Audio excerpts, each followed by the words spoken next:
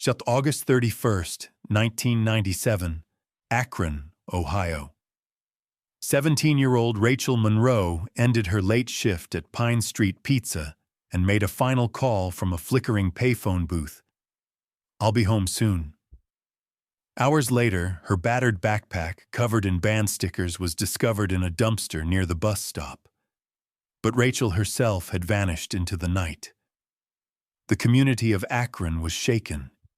Candlelight vigils lit the church steps. Her face stared back from hundreds of missing person flyers, and yet no answers came. For years, her empty chair at the family table stood as a painful reminder of a life cut short. Then, 14 years later, a forgotten set of skeletal remains, mislabeled and buried as unidentified, was unearthed. DNA tests revealed a shocking truth that reopened the case and tore through the town's fragile peace. If it wasn't her stepfather, and it wasn't her ex-boyfriend, then who drove Rachel into the night and never brought her home? Some wounds can only be healed by the truth. Subscribe to our channel, follow, and turn on the notification bell, because in every cold case, one clue can change everything. Late summer draped itself lazily across Akron, Ohio, that night in 1997, the kind of thick, humid darkness that seemed to press against your skin, that made the streetlights blur with halos. It was the last Friday of August, just days before the first chilly winds of September would sweep through the tired neighborhoods, rustling the overgrown lawns and cracked sidewalks of a city still licking its wounds from better days. Most people had already shut their blinds, flicked off their porch lights, and retreated into the safe glow of their TV sets. But not everyone. 17-year-old Rachel Monroe pressed through the heavy back door of Pine Street Pizza, the smell of mozzarella and tomato sauce still clinging to her faded work shirt. She glanced at the neon clock above the register, counting down the last seconds of her late shift. Rachel had always been the last to leave. She liked the quiet, the brief hush after the kitchen boys had banged out the door and the radio was finally silent. In her hands, she clutched a battered backpack, the fabric worn thin at the corners, the zipper ringed with little metal charms, and a patch of the Smashing Pumpkins stitched on one side.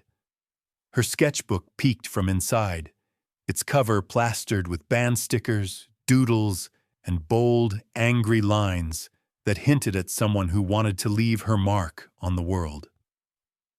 She didn't waste time saying goodnight to the boss. She'd learned not to linger. It was only a half-mile to the train station, but she moved fast, boots thumping over gum-stained concrete, heart jumping a little every time a car cruised past too slowly. Most of the shops were shuttered and dark, except for the glowing rectangle of a payphone booth set back from the curb beneath a flickering streetlight. She stepped inside, letting the thin glass door close behind her, and dug out a few quarters. Rachel's fingers trembled as she dialed the only number she knew by heart. Her foster mother, waiting for her on the other end. "I'll be home soon," she said, her voice flat but determined, covering the slight edge of exhaustion that crept in after long nights. The call lasted less than a minute. There was no laughter, no soft goodbyes, just a promise, a routine check-in, the kind that happens 1,000 times in 1,000 towns, until it doesn't. She hung up. Outside, the parking lot was empty, except for a bus idling at the corner and a couple of figures silhouetted in the hazy yellow spill of the convenience store across the street. Rachel hesitated for a moment, the phone still warm in her hand. Something felt off. She couldn't shake the sense that someone was watching, a subtle prickling at the back of her neck, but she pushed it down, like she always did. Rachel was used to being tough, to handling her own fears. She left the booth, adjusted her backpack, and strode towards the bus stop, her boots crunching through the stray gravel and broken glass. A train roared past on the tracks behind her, rattling the ground beneath her feet. If anyone had been watching from a second-story window, they would have seen just another teenage girl crossing the lot, a ghost in jeans and a work shirt, hair pulled into a messy ponytail, moving with that peculiar blend of bravado and vulnerability unique to 17. She didn't know that these small, mundane details, the scuffed boots, the way her head turned left and right before crossing the road, the sag of her backpack, would soon be pored over by detectives and worried neighbors, etched into flyers and news reports as the last clues to her existence.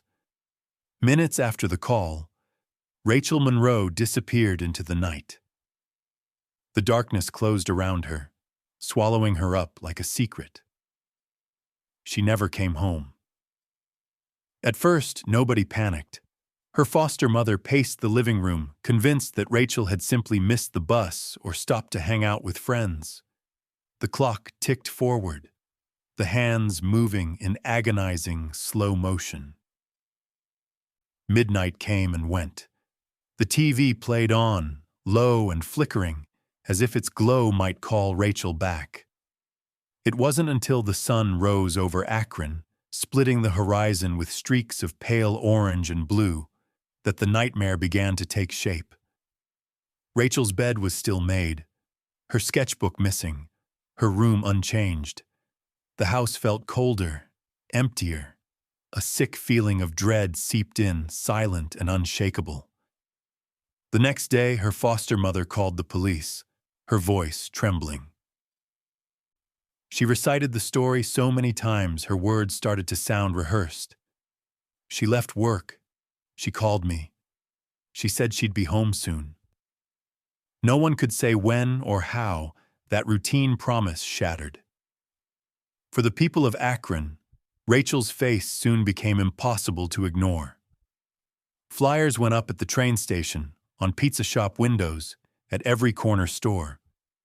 The same image, her half-smile, defiant eyes, a shock of hair falling across her cheek, stared back from 1,000 lampposts. Rumors buzzed through high school hallways and break rooms. Some whispered she'd run away with a boy. Others wondered if she'd finally snapped, if she'd simply had enough and left everything behind. But those closest to her, the ones who knew her laughter, her stubbornness, her fragile hope for something better, knew something else had happened. Beneath the veneer of a sleepy, post-industrial town, old secrets began to stir. A community that once prided itself on knowing all its neighbors suddenly realized how little it knew. Rachel Monroe had vanished, and no one, not her family, not her friends, not even the police, could explain why. But the truth was still out there, buried in the shadows, waiting to be uncovered. And one day, years later, a single piece of forgotten evidence would drag it back into the light, forcing everyone to confront the question that haunted every sleepless night. Who stole Rachel's future? Rachel Monroe had never really belonged anywhere, not in the house on Mayfield Avenue with its peeling shutters and sunburned lawn, not in the high school halls where cliques drifted like territorial clouds, and certainly not in the tidy world her foster mother tried so hard to keep together. But she was used to that, used to being a bit of an outsider, the observer on the fringe.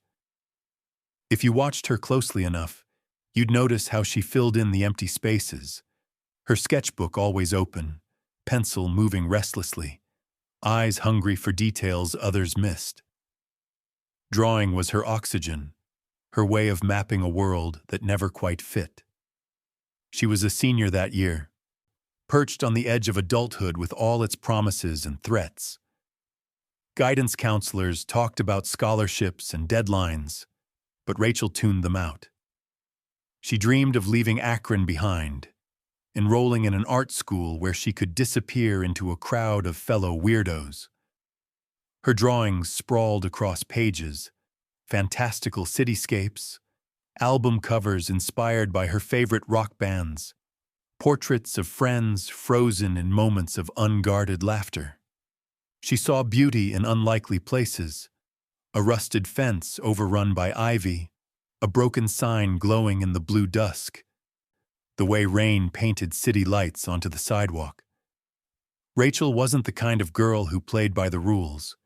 She wore thrift store jeans ripped at the knees, leather bracelets that jingled when she sketched, and combat boots she'd found in a garage sale for $3. She dyed streaks of her hair electric blue every few months, a silent rebellion against the blandness that threatened to swallow her whole. Most days after school, you could find her at the park with a couple of friends. Other misfits and dreamers, sprawled on the grass or clustered on swings, swapping stories and doodling on each other's sneakers with Sharpies. But for all her rebellion, Rachel cared deeply, fiercely about the people in her life.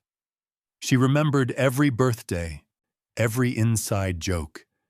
She slipped hand-drawn notes into her friends' lockers, little reminders that someone was thinking of them. Beneath her tough, sarcastic exterior, there was a tenderness she tried to hide, a hope that maybe, just maybe, things could get better. Home was complicated. Rachel lived with her foster mother, Evelyn, and Evelyn's husband, Dan.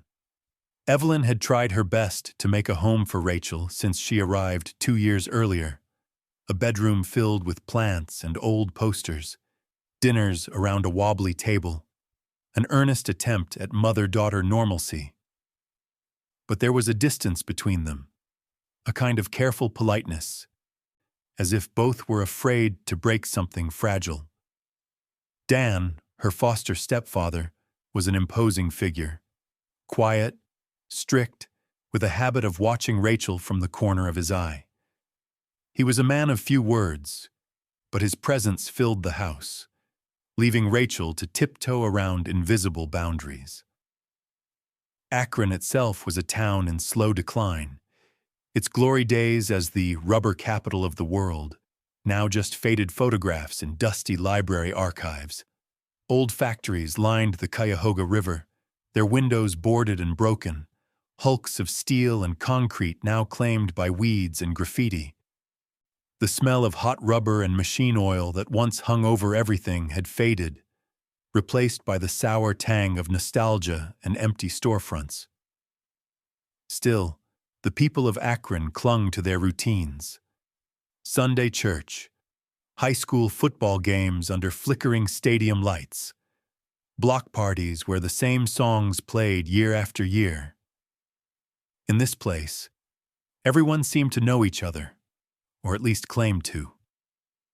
The same families had lived on the same streets for decades, their secrets interwoven like roots beneath the cracked pavement. Rachel sometimes wondered how much the neighbors really saw, or if they only saw what they wanted to see. There were smiles at the grocery store, nods at the mailbox, but whispers traveled faster than truth.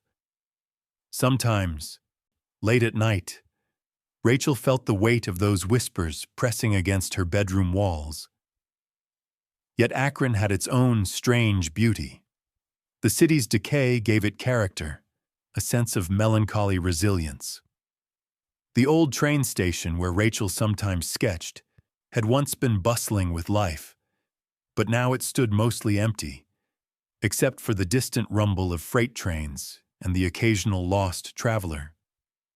The public park, with its cracked basketball courts and spray-painted benches, became a sanctuary for Rachel and her friends. In the summer, the air buzzed with cicadas and the scent of cut grass. In the winter, fresh snow hid the city's scars, making everything look clean and new for a little while. For Rachel, the boundaries between hope and disappointment, freedom and confinement, were always blurred. Her foster mother tried to enforce curfews and chores, but Rachel pushed back, sneaking out to concerts in neighboring towns, lying about her whereabouts just to taste the thrill of independence. There were arguments, some loud, some simmering under the surface, but also moments of rare understanding. A shared joke over burnt toast, a ride to the art store, a quiet hug after a bad day. Rachel wanted more from life, but she also wanted to believe she could find it here, if only for a little while. As the last days of August bled into September, there was a restlessness in the air, a sense that everything was about to change. Rachel sketched more furiously than ever, filling page after page with fragments of dreams, faces that watched her from the margins, places she longed to go. At night, she lay awake listening to the trains, her mind racing with plans and fears. No one, not her friends, not her family, not Rachel herself, could know just how fragile those dreams really were. In a town full of secrets, with everyone watching and yet no one truly seeing, Rachel Monroe lived her final days surrounded by hope and heartache, drawing her world one careful line at a time. The night of August 31st in Akron pressed down with a stillness that was almost suffocating, the kind that seems to warn you that something is about to change. At Pine Street Pizza, the fluorescent lights buzzed, signaling the end of another shift. Rachel clocked out with the same distracted, determined energy she brought to everything. She paused only long enough to slip her sketchbook into her backpack and wipe the pizza flour from her hands before she pushed out into the cooling air. Her mind was already drifting, half on a half-finished drawing, half on the coming school year, and half on the endless feeling that something else waited for her beyond the city limits. Her co-worker Maria saw her step off the curb, boots scuffing the faded paint of the crosswalk. Maria would later recall how Rachel seemed in a hurry, glancing over her shoulder more than once as if she expected someone to be there, shadowing her steps. It was a small detail, but in the aftermath, those small details took on new weight. Every glance, every nervous movement, every unexplained pause. At the corner bus stop, the sodium streetlights gave everything an orange glow. The battered city bus hissed to a stop, its doors folding open with a tired creak. Rachel climbed aboard, head down, the driver giving her a nod. She took a seat near the middle, dropping her backpack to the floor and hugging her sketchbook to her chest. There were a few other passengers, an older woman with grocery bags, a man in a Cleveland Browns jacket, a pair of teenagers whispering and laughing. Rachel watched the city slide by outside the window. Boarded-up shops, the distant lights of the train yard, the shadowed shapes of old houses set back from the street. As the bus wound through Akron's sleepy neighborhoods, Rachel disappeared into her thoughts. She pulled her knees up and rested her chin on them, absently tracing shapes on the foggy glass with her finger. She wasn't afraid, not really, but the world always felt slightly unpredictable, like the ground beneath her feet could shift at any moment. The routine of riding the bus was comforting, familiar, a slice of independence she clung to. When the bus finally rumbled to a stop near her block, Rachel stood, slinging her backpack over one shoulder and nodding to the driver. She stepped off into the humid night. The street was silent except for the distant wail of a train horn and the quiet hum of insects. Rachel headed down the sidewalk, cutting through the shadows cast by overgrown hedges and flickering porch lights. But what happened next is the question that haunted Akron for years. By the following morning, her backpack, so carefully guarded, covered in band stickers and doodles, was found tossed in a dumpster behind the bus stop. The contents were scattered. Her sketchbook, half crushed beneath a pizza receipt, a few pens. the charm from her zipper. It was as if someone had tried to erase her presence, to make her disappear not just from the world, but from memory itself. Rachel, however, was gone. No one had seen her after she stepped off the bus.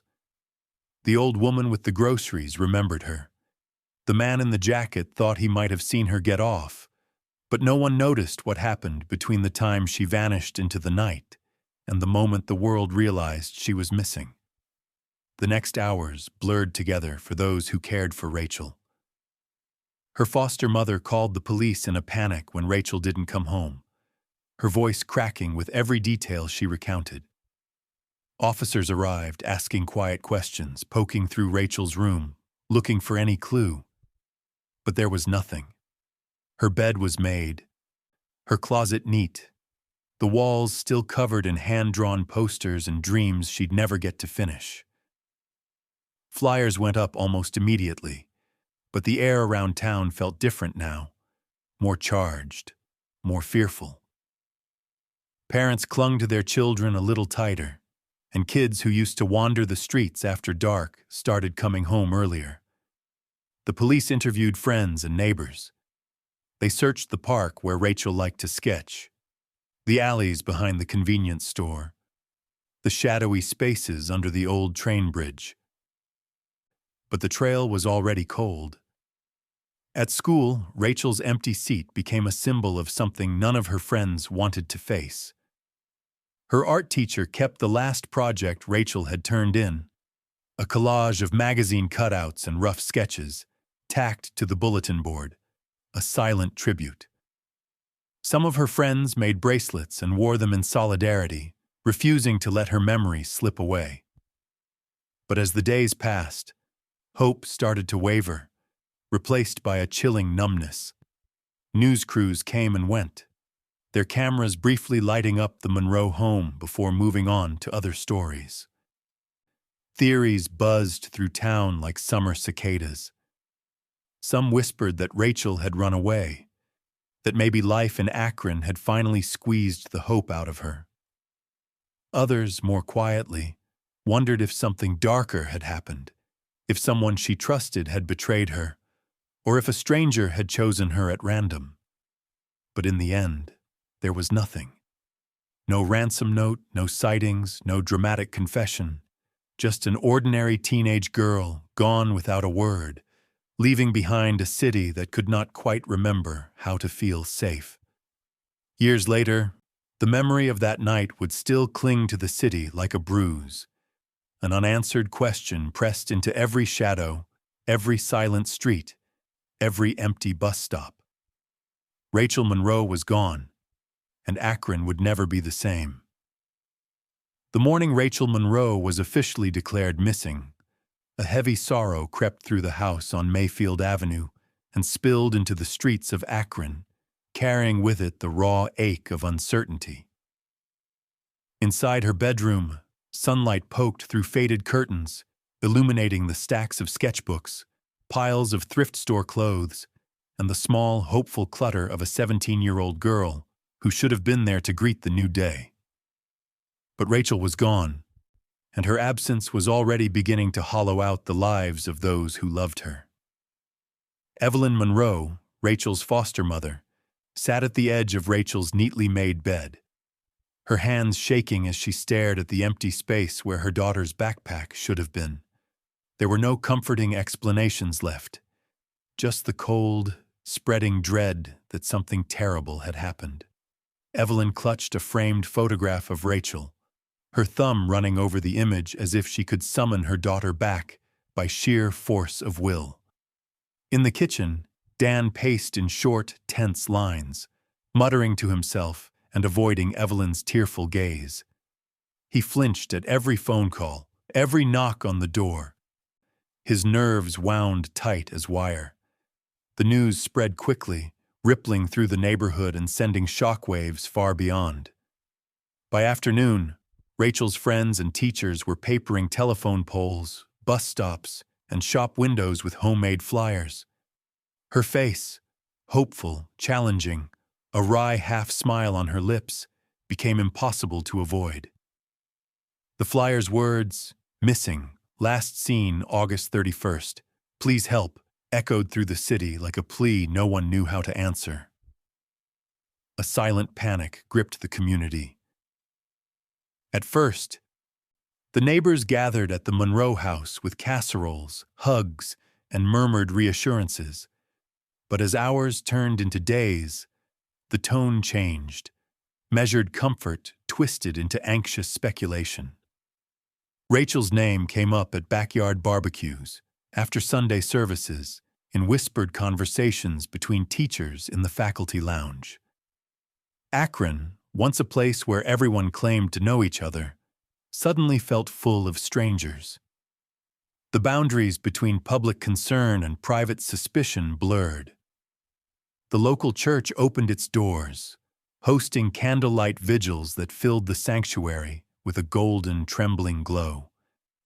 People prayed in tight circles, clutching each other's hands and sending hopes skyward, their faith tested by the darkness closing in. Outside, vigil candles flickered on the church steps, fragile flames trying to hold back the uncertainty. Each night, more people joined. Students clutching backpacks, parents holding onto their kids, old friends and new faces alike. The gathering was part ritual, part desperate attempt to keep hope alive. Yet underneath the outpouring of support, another current ran colder and more dangerous. Rumors twisted their way through the town, each new version of the story more dramatic than the last. Some said Rachel had run off with her ex-boyfriend, a troubled boy with a reputation for stirring up trouble. Others whispered about late-night arguments overheard from the Monroe house, or about unfamiliar cars seen cruising the neighborhood in the weeks before Rachel vanished. Theories multiplied, each one pointing fingers in new directions. The Monroe family felt these whispers closing in, stifling and inescapable. Evelyn tried to ignore them, focusing instead on organizing searches, making calls, holding on to whatever control she had left. But the stress wore her thin. She stopped eating, her face growing gaunt and shadowed. Each night, she kept Rachel's bedroom door open, refusing to change anything inside, convinced that somehow her daughter would walk through the doorway as if nothing had happened. Dan's reaction was different, quieter, but somehow more troubling. He became withdrawn, spending long hours sitting on the porch or disappearing on long drives. When friends or police officers questioned him, he grew defensive, his voice flat and his answers curt. People noticed. In a town as small as Akron, suspicion didn't need facts to take root. It only needed the space left by silence. Rachel's friends tried to keep the hope alive, but even among them, the fear grew. Some gathered in the park, sitting in a loose circle on the grass, swapping memories of Rachel and making silent promises to never forget. Others became obsessed with the mystery, poring over every detail, scrutinizing every rumor as if the right question might break the case open. At school, her absence was a raw wound, her locker decorated with notes, flowers, and sketches, each one a silent message to a girl who might never see them. For a while, the town tried to carry on. The bus routes stayed the same. The pizza shop reopened. The church bells chimed on Sundays. But beneath the daily routine, nothing felt normal. Doors were locked earlier, children were watched more closely, and everyone looked over their shoulder a little more often. Fear was contagious, and soon Akron wore it like a second skin. As the days dragged on, hope and dread battled in every heart. Each candlelight vigil grew a little quieter. The flyers faded, their edges curling in the summer heat, but they remained, stubborn reminders that one of their own was still missing. For some, hope was a candle that could never be snuffed out. For others, It was a cruel trick of the light, destined to flicker and die. And somewhere out there, beyond the reach of all their prayers and searching eyes, the truth about Rachel Monroe's disappearance lay buried, waiting to be unearthed, waiting to shatter what little piece Akron still clung to. The search for Rachel Monroe quickly evolved from frantic hope to a grim investigation. Within hours, Akron's small police department had set up a makeshift command center at the station, pinning maps and timetables to corkboards, piecing together the last known moments of Rachel's life.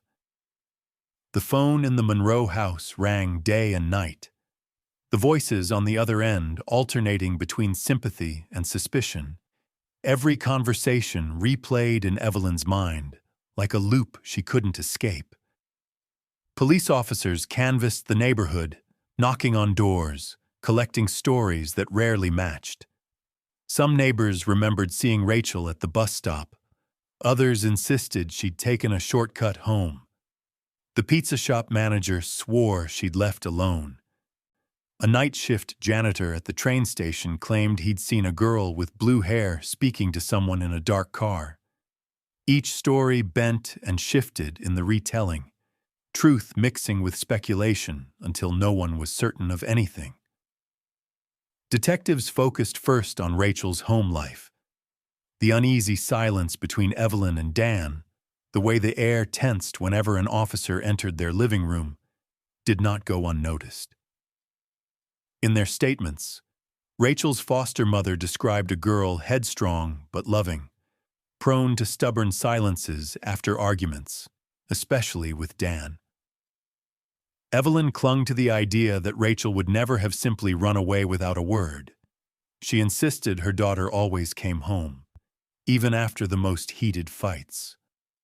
But under the questions, Dan grew evasive. When asked about his relationship with Rachel, he shifted in his seat, voice low and arms crossed, giving the sort of answers that left more questions than they resolved. The rumor mill fed on these details.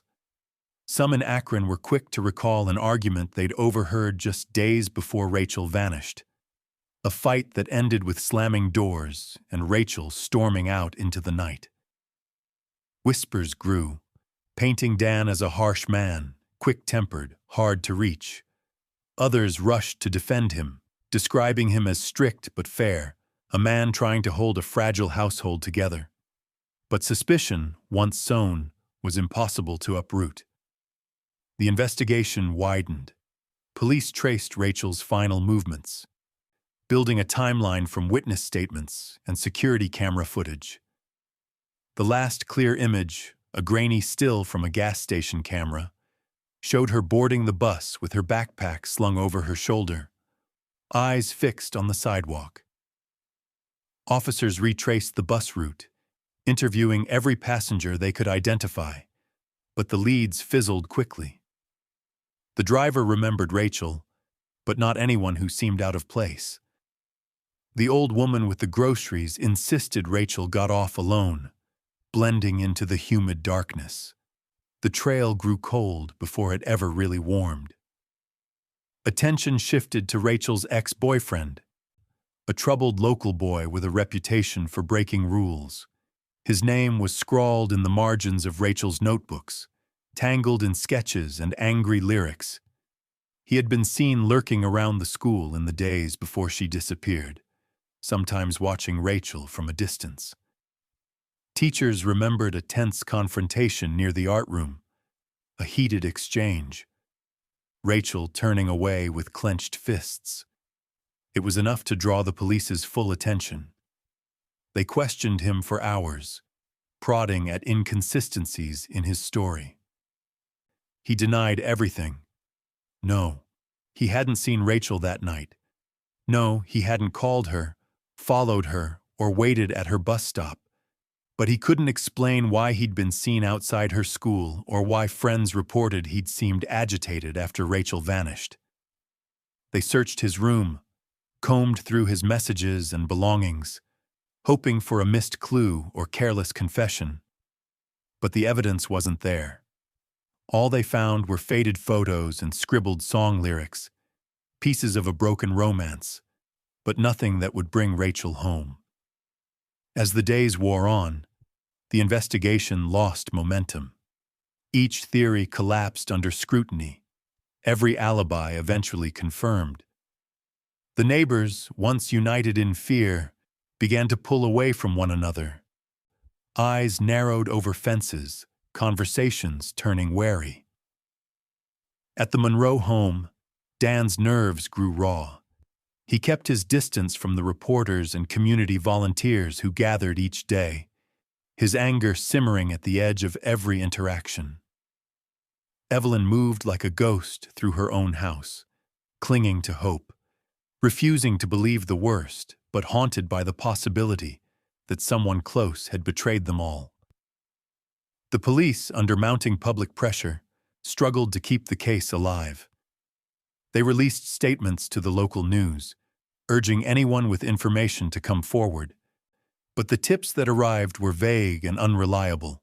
A car seen speeding away from the bus stop, a stranger walking the alleys at midnight, a muffled scream, maybe imagined, maybe not. Each detail added another thread to a web that never quite connected. And so, as summer faded into autumn, Rachel's disappearance became the central mystery of Akron, a wound that would not heal, a shadow that stretched across every porch light and school hallway. The rumors persisted, the theories multiplied, and beneath it all, the sense of unease only deepened. Rachel Monroe had vanished, and with every day that passed, it seemed less likely that the truth would ever be found. As autumn descended over Akron, life's routines began to reassert themselves, as if the city itself was trying to forget the wound that refused to heal. September brought new classes and football games, the hum of school buses, and the first hints of frost curling across the empty playgrounds. For the Monroe household, though, the passage of time brought only emptiness, a hollow repetition that marked each day Rachel was gone. In the weeks after the investigation stalled, the house on Mayfield Avenue took on the air of a shrine. Rachel's bedroom remained untouched, her sketchbook still stacked on the nightstand, the jacket she wore on cold nights slung over the back of her desk chair, the faint smell of her citrus shampoo lingering like a memory. Evelyn Monroe refused to move anything, as if disrupting the space would erase the last traces of her daughter. Every evening, Evelyn set the table for 3, even though only 2 plates were used. Rachel's chair stayed empty, a silent accusation, a stubborn ritual that no one dared question. The world outside kept spinning. News vans packed up and left. The stories about Rachel Monroe slipped down the ranks of the evening broadcast, replaced by new tragedies, new faces. Flyers yellowed and peeled from telephone poles, their curled corners flapping in the wind until they were finally swept away with the rest of the city's litter. At the high school, teachers stopped mentioning Rachel's name, unwilling to dwell on pain that could not be solved with tests or parent-teacher meetings. Her friends tried to keep her memory alive, at first gathering after school in the park to swap stories, then just a few holding on, until even those circles drifted apart. The pain of not knowing worked like slow poison. For Evelyn, every day without answers chipped away at hope. She called the police station regularly, her voice becoming smaller each time, pleading for news, for updates, for anything. She grew accustomed to the distant sympathy in the detective's tone, the long pauses as he searched for words that wouldn't hurt too much. Eventually, the calls came less often. The police had done all they could, the detective explained gently. Without new leads, Rachel's file would be placed in the archives, just another cold case among hundreds across Ohio. The Monroe home became quieter, the air thick with things unspoken. Dan buried himself in work, staying late at the factory or volunteering for extra shifts. When he was home, he hovered at the edge of every room, reluctant to break the fragile quiet Evelyn clung to. Sometimes, late at night, she would hear the front door open and close softly, Dan slipping out for a drive or a cigarette, anything to escape the suffocating stillness. Thanksgiving passed, then Christmas, the rituals feeling more hollow each year. Evelyn still hung Rachel's stocking, still bought a small gift, wrapped it carefully, and placed it under the tree.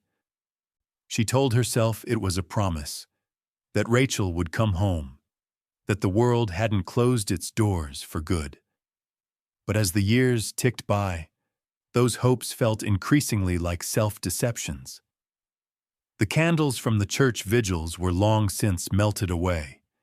Even the neighbors who once brought casseroles and offers to help grew uncomfortable, their pity replaced by a wary awkwardness, as if Rachel's disappearance were a contagious sadness. For the city, Rachel's absence slowly became just another part of the landscape, a wound covered by layers of time and distraction. There were always new headlines, new scandals, and tragedies to fill the space on the evening news. At the police department, Rachel's file, once thick with reports and witness statements, was boxed and shelved, the label faded, her face reduced to a single black and white photograph clipped to the front. Every so often, a rookie detective would stumble across her case, flipping through the pages with detached curiosity, but without new evidence, there was nothing left to do. Evelyn's routines became rituals of remembrance. On Rachel's birthday, she left wildflowers at the park bench where her daughter used to sit and draw. She visited the bus stop where Rachel was last seen, standing quietly as traffic rolled by, willing herself to remember every detail: the sound of trains in the distance, the cool snap of autumn air, the distant voices of strangers. These pilgrimages were her way of keeping Rachel alive, of refusing to let the world forget. Time passed, and with it, the city's memory faded. A new generation of students filled the high school hallways, their lives untouched by Rachel's story. New families moved into the neighborhood, repainting houses, planting gardens over ground that once felt sacred. Even the rumors eventually faded, replaced by other scandals, other mysteries. The only constant was the empty chair at the Monroe table, a symbol of loss that no one could erase. For Evelyn, hope became a fragile thing, flickering in the dark corners of her heart. There were nights when she believed Rachel might still walk through the door, older, changed, but alive. More often, though, there were only dreams. Rachel's voice calling from another room, her laughter echoing down empty hallways, fading as the sun rose. And in the dark corners of Akron, as the years blurred together and the world moved on, the story of Rachel Monroe slipped quietly from memory, a candle of hope finally guttering out, lost to the shadows of forgetting. 14 years passed in Akron, the mystery of Rachel Monroe woven so tightly into the town's fabric that most people had stopped picking at the threads. New families had moved onto Mayfield Avenue. The pizza shop was under new ownership, the payphone replaced by a row of battered newspaper boxes. Only the oldest neighbors still remembered the night Rachel disappeared and the fear that once blanketed their community. But beneath the dust of the years, her case had never truly disappeared. It had only gone dormant, waiting for the right moment and the right person to bring it back to life. In the spring of 2012, Allison Price, a 22-year-old anthropology student at a small Ohio university, found herself immersed in a project that would change everything. She'd always been drawn to stories left unfinished, to names that had slipped through the cracks. When her professor assigned the class to study cold cases of unidentified remains from across the state, Allison spent hours scrolling through online archives, reading pages filled with statistics and sorrow. One case in particular caught her attention. A set of female skeletal remains discovered in 1998 in Cuyahoga Valley National Park, logged only as Jane Doe. The file was frustratingly thin. A list of bones, a mention of a bullet wound, and a notation that the remains had been buried in a pauper's grave after clerical errors prevented their identification. Allison dug deeper, chasing the cold trails through police records and online databases. She noticed that the estimated age, the timing of the discovery, and the location all seemed eerily close to the details she remembered from a true crime podcast about Rachel Monroe's disappearance. The more she read, the more she wondered if these two stories, separated by years and by bureaucracy, might actually belong together. She posted her findings on a message board dedicated to missing persons, laying out the parallels between Rachel and the unidentified remains, the missing teenage girl, the year she vanished, the rough location in the national park, even a brief witness report about a gray sedan seen near the park entrance that same week. The thread caught fire, first among amateur sleuths and cold case volunteers, then with journalists and local bloggers. Rachel's story was pulled back into the public eye, this time with a new urgency.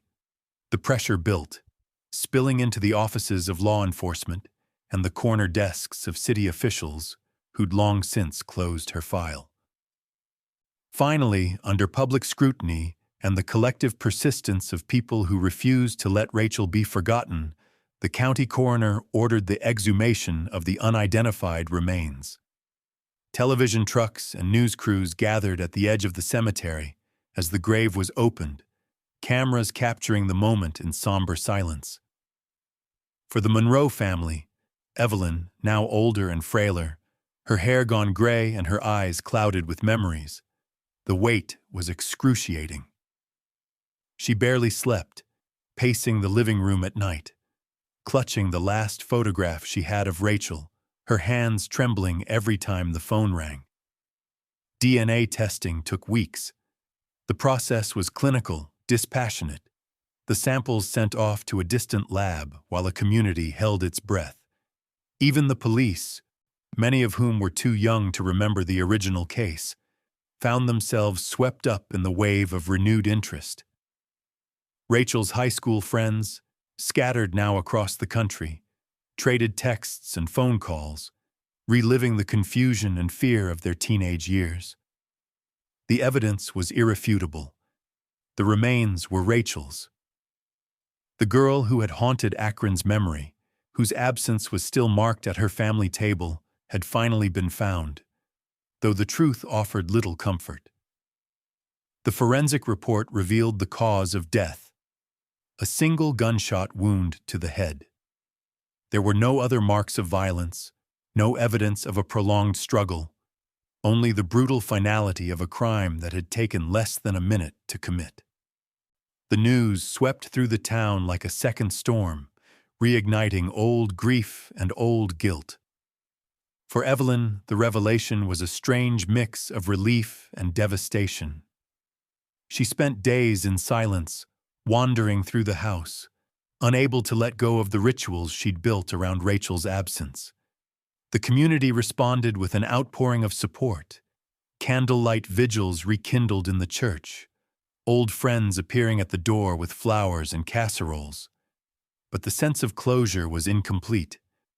Too many questions remained. Who had killed Rachel? Why had her case gone cold? And most chillingly, who had erased the links between Rachel and the Jane Doe buried in the park? Among the evidence files, an old witness report surfaced, nearly forgotten in the chaos of the initial investigation. It described Rachel getting into a gray sedan driven by a familiar face from the neighborhood. A report that had, for reasons never fully explained, vanished from official records. This missing detail threw the case wide open again, casting suspicion in new directions and hinting at secrets still waiting to be uncovered. For the first time in years, hope and dread returned to Akron in equal measure. The truth was close now, almost within reach. All that remained was to find the final piece, the one person who had carried the truth in silence all these years, hiding in plain sight among the people who thought they knew everyone. News of the DNA match spread through Akron like wildfire, first as a whisper in online forums, then a headline in the morning paper, and finally as an unignorable reality, heavy as a storm cloud, for every person who'd once felt the shadow of Rachel Monroe's disappearance. The town paused, as if time itself stuttered, caught between the relief of knowing and the shock of what that knowledge meant. At the Monroe house, grief surfaced in new forms. Evelyn spent hours at the kitchen table, the phone pressed to her ear, answering calls from detectives, journalists, long-lost friends, each conversation dredging up the ache of the past and the cold clarity of the present. Rachel was gone, truly gone.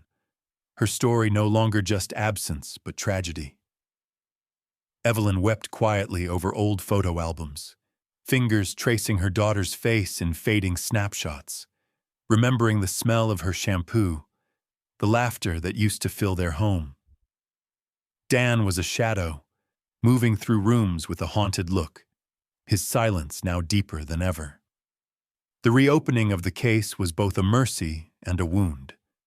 Police dusted off Rachel's old file, cross-referencing every note and statement, every half-forgotten tip. The lead detective, a woman too young to have worked the original case, tacked new printouts to the board. Timelines, bus routes, the chilling forensic report from the national park. Rachel's friends, now adults scattered across the state, found themselves revisiting old wounds, reliving the uncertainty that had colored their teenage years. For many, the years had brought distance and resignation. Now, the wound was raw again. As investigators worked backward from the discovery of Rachel's remains, the list of suspects shifted, then shrank. Dan's alibi, which had once seemed thin and unsatisfying, was finally verified. A grainy security tape from the factory where he worked, time-stamped for the night Rachel vanished. He had been at work, working overtime with a supervisor and 3 other men, all their stories matching, all the times lining up. The ex-boyfriend, once the subject of so much gossip and suspicion, was also cleared. Phone records, receipts, and the testimony of his extended family placed him across town at a cousin's birthday party, nowhere near the national park or the neighborhood where Rachel disappeared. One by one, the easy answers dissolved.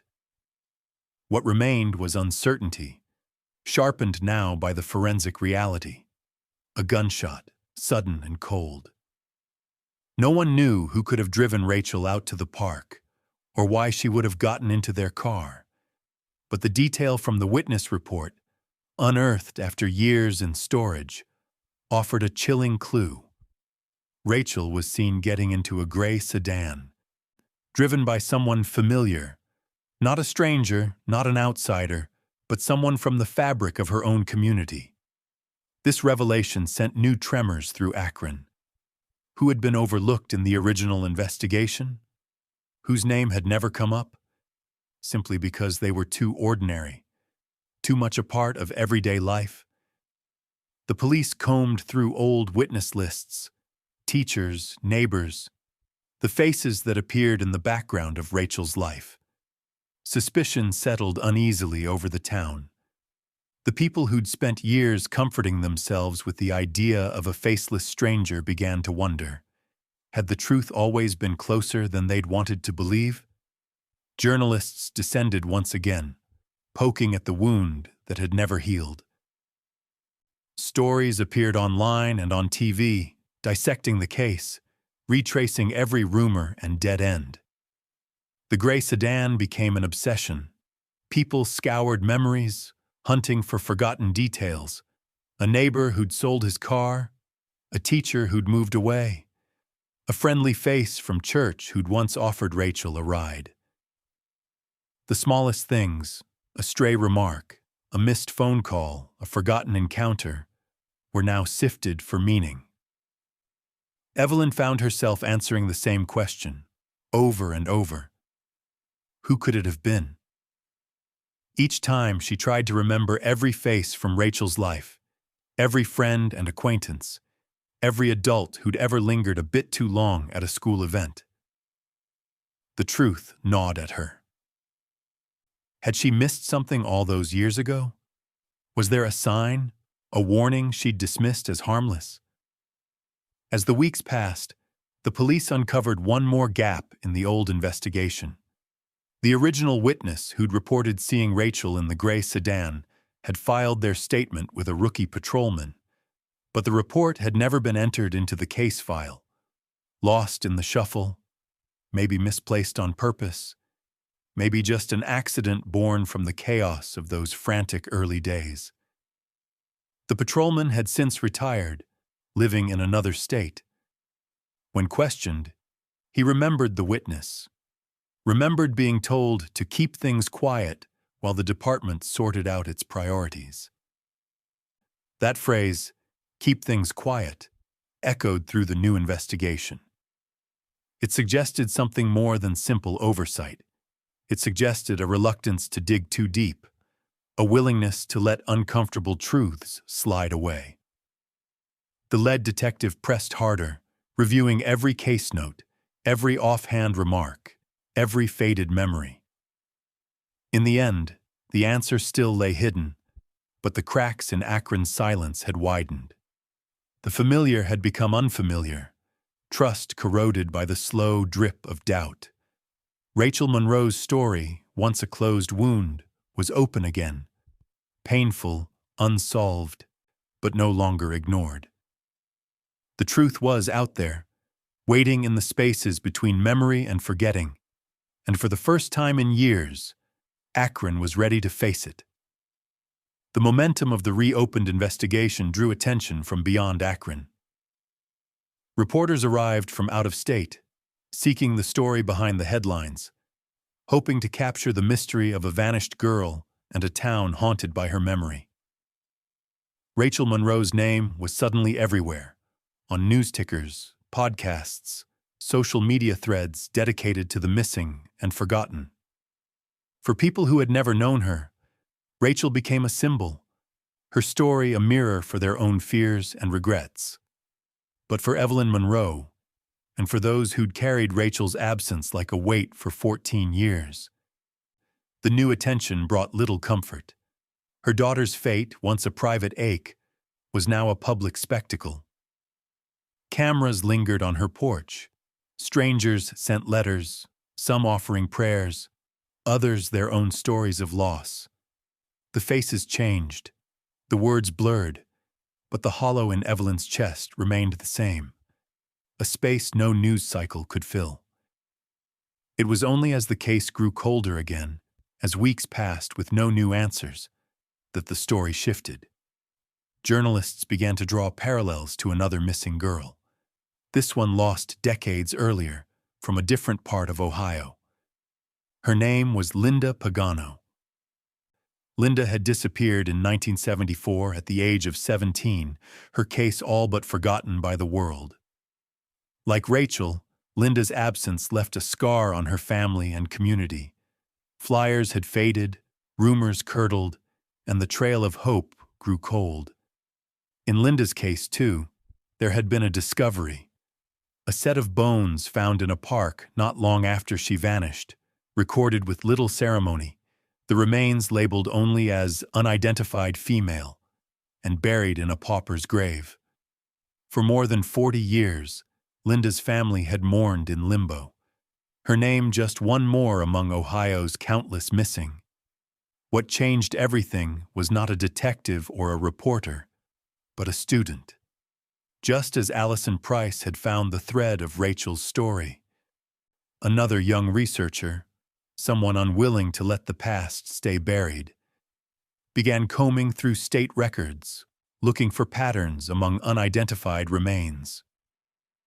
Online communities of amateur sleuths and genealogy enthusiasts took up the case, piecing together the timeline, comparing dental records, pushing for the kind of DNA testing that had finally brought closure to Rachel's family. The stories, though separated by time, began to echo each other. Two girls, the same age, lost to the same shadows. Two families who never stopped searching. Two communities shaped by the silence that followed their disappearances. Both had been buried not just in the earth, but in the paperwork and neglect of a system overwhelmed by loss. In 2018, Linda Pagano's identity was finally restored. Her bones, mislaid for decades, were given back to her family.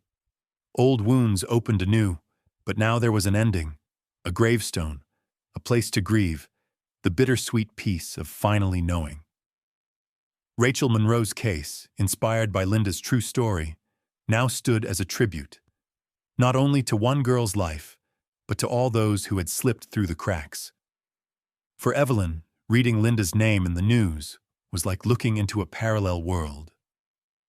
She felt kinship with Linda's family, two mothers joined by the impossible burden of not knowing, the years of unanswered questions, the strange comfort in rituals that refused to let go.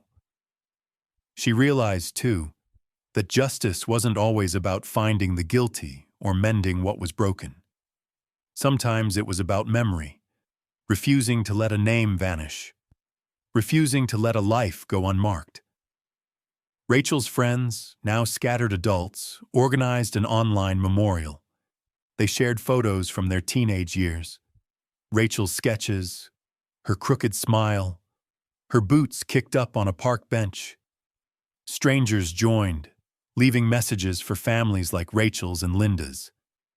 The comments section swelled with empathy and grief, reminders that for every headline, there was a life, a ripple of connections that stretched far beyond Akron or Ohio. Some shared stories of their own lost loved ones. Others promised to pay closer attention, to never dismiss a missing person as a runaway, to fight for names and faces left in the shadows. Akron changed in small ways. The high school added a plaque for missing students, Rachel's name etched in silver beneath a spray of wildflowers. The park bench where she once sketched became a place for quiet remembrance, sometimes with candles, sometimes with fresh chalk drawings left by children who'd never known her but knew her story.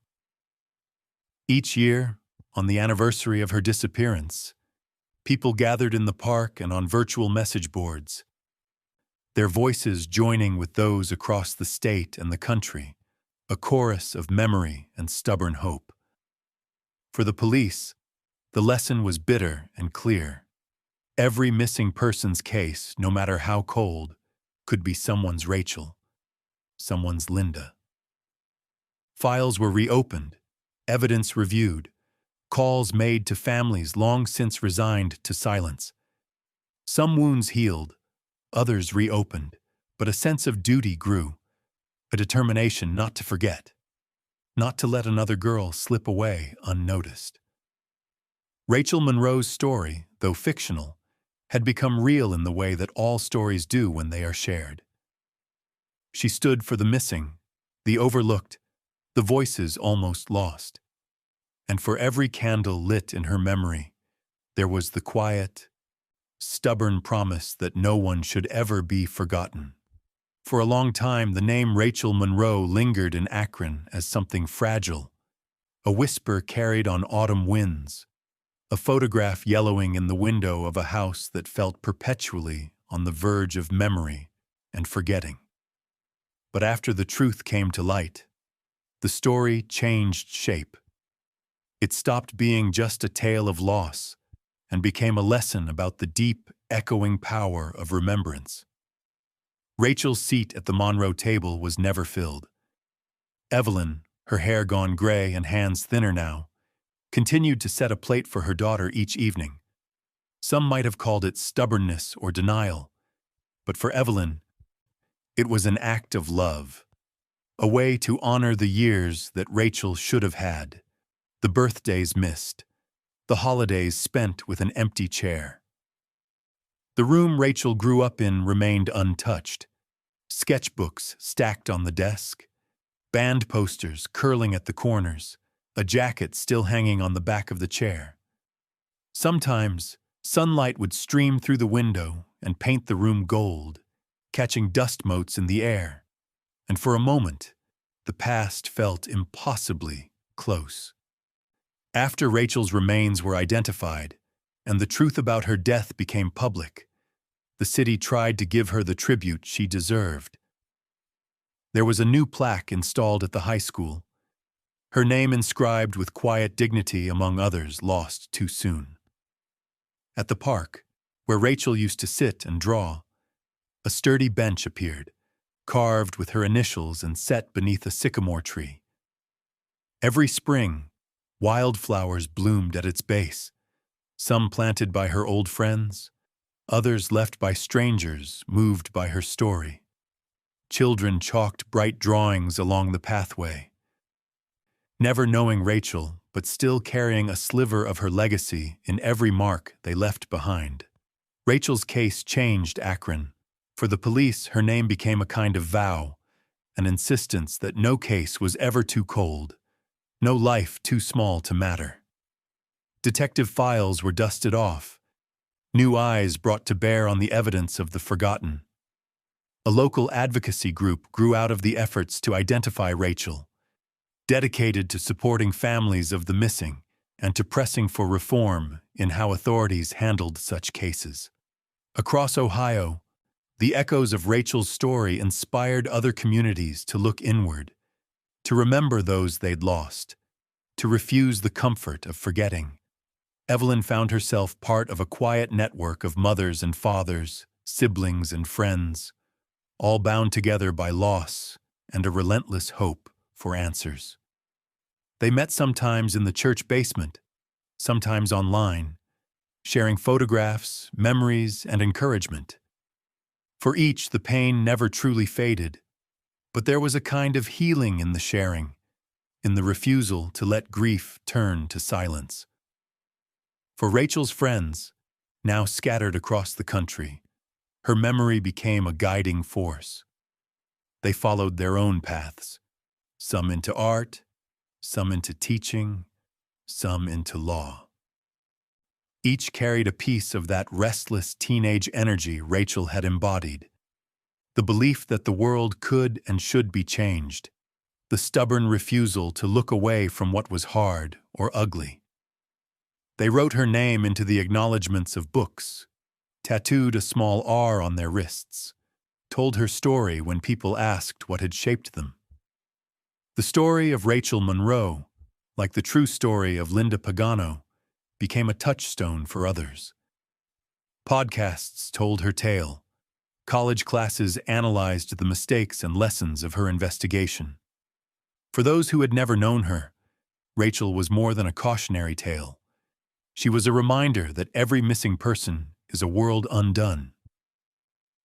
A life that echoes across time and space, leaving ripples that can change hearts and policies alike. Rachel's legacy was not just in her sketches or the bench beneath the sycamore tree, but in the way she reminded a city, maybe a nation, of the need to pay attention. She taught people to look closer at the world around them, to check in on neighbors, to take seriously the stories of those who go missing. Her story whispered the simple, urgent lesson: never dismiss warning signs, never take safety for granted, and never silence your instincts when something feels wrong. As the years stretched on, Rachel's absence became less of an open wound and more of a solemn promise. Akron would not forget. Evelyn, as long as she lived, would keep the porch light burning each night, a beacon for the lost and for hope itself.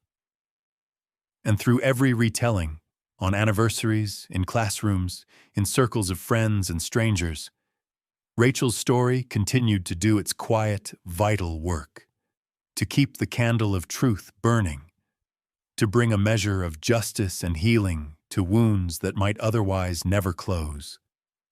Some scars never truly fade. But sometimes, the act of remembering, of bearing witness, of refusing to let a name disappear, can light a way forward for others still searching in the dark. If you were moved by Rachel's story, take a moment to share her name and the names of the missing in your own community. Subscribe, stay vigilant, and help us keep these stories alive. Because the light of truth is sometimes the only thing that brings justice, healing, and hope to those still waiting for answers.